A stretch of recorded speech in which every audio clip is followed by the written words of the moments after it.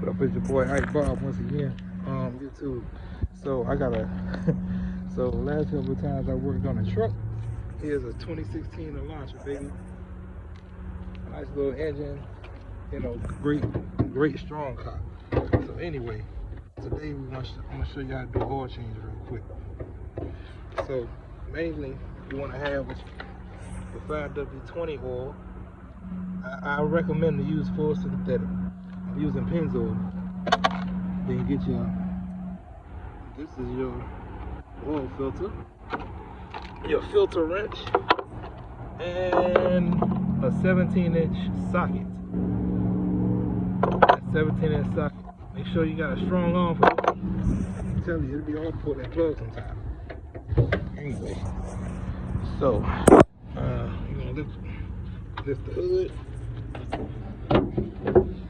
All I did was hit the latch right here. Lift the hood really easy. This way you check your oil out. This way you're gonna put it back into. You're gonna need a funnel. Damn, I forgot all about the funnel, huh? All right, and if you're doing it outside, like I am, use an oil pan. You got a little 2-ton jack here. Pretty much all you need.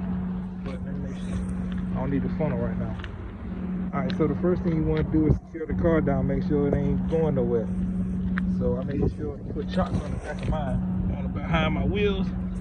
I got my parking brake up, and I got it on the hill so that I can have better pull off of that, better drainage. Make sure you dry the car before you start changing your oil. That's the best way to do it. You can get one of these oil pans from Walmart. You can get one of these oil pans from Walmart for like $11. I'm gonna say $12 at a rough deal. Run on a budget. All right, so see the equipment. Let's get to work.